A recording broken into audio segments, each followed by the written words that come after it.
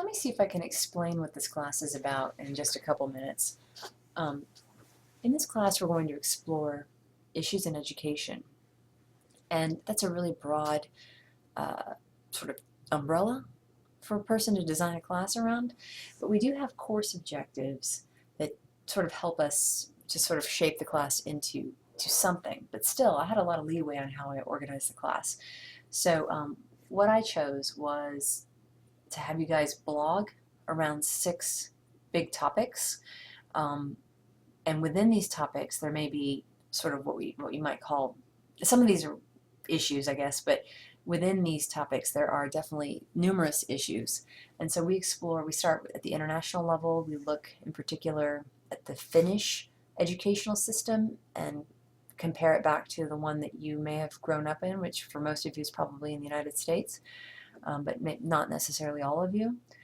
In the second blog post, we will look at the federal level of education, which is very influential on our public education system, though it's not what is considered to be the most influential level, because it is actually the state at the state level and the local level. So state, like state of Georgia, and local, by that I mean local to say a school district. That's where most of the decision making about what schools look like actually takes place. It's at that state level that standards are selected and sort of enforced, and then schools have to interpret state policies, state standards, state et cetera, and so states have a lot in common. So school districts in the state of Georgia have a lot in common, but comparing to other states, you're going to see some differences across states. So like I was saying, there's some national issues that affect all of the states, but it's really at the state level that education is sort of defined. So that's why we start at these levels, though, because there are some issues there that are important and interesting to be aware of. We look at a couple of big issues. We look at poverty in education, and we look at some curriculum-related issues, such as the Common Core standards. Then in blog post 5, we are going to, we have one of your objectives, if you look in the syllabus, it's like the 7th objective, I think. One of them is about exploring issues related to technology in Georgia schools. So there's a lot of things we could look at here, but I chose to do a hot topic of STEM C. So STEM is science, technology, engineering, and math, and C stands for computer science. So STEM C refers to computer science, basically in Georgia schools. We're going to explore that topic through that blog post. And then finally, in the end, you're going to have the opportunity to sort of design your own school. You're going to write about it. You're going to either tweak an existing design. You might just change a few things about a current school model that you're aware of. So hopefully you'll have some perspectives to draw from, some experiences that will give you something interesting to write about for that. So that's where we're headed, sort of big picture. This is sort of like the core in mind. It's almost the core of the class. It's one of the big cores of the class, the blogging. So you blog on your blog, right? But then you also share it with the rest of us. You share it with your classmates, let me say, through the Google community. That's why we joined that, because you're going to post a link to each blog post. Every time you make a blog post, you're going to post it there and share it with them and try to promote it and try to lure them into reading it. Let me go ahead and talk very quickly, and we're gonna talk more about this assignment next session, during session 1.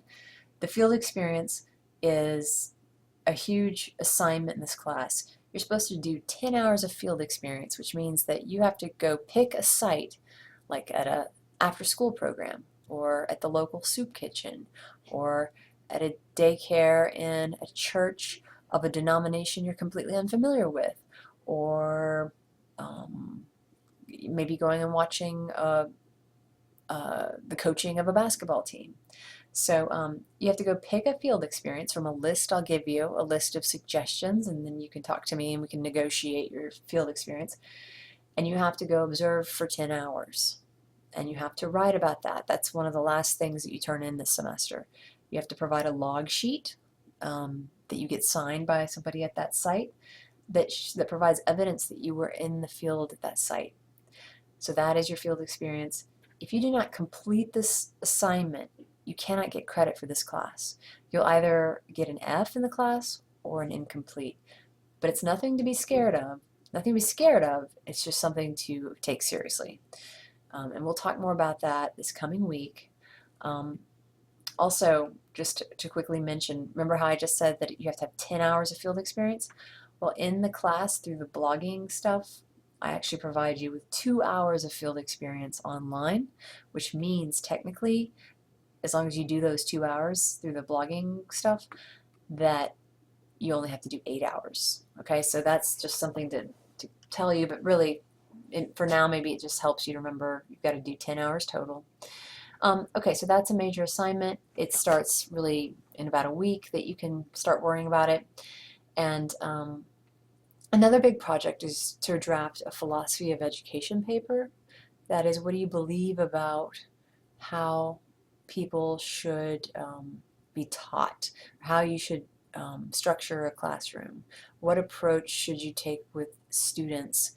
And I know that some of you are speech language pathologists, and I may be using too much of an educational language, but part of your training includes, I think part of your education here at UWG, it includes the assumption that you will be able to go work in a school setting. So we do need to kind of speak a little bit in school terms, but even a speech language pathologist can have a philosophy of education.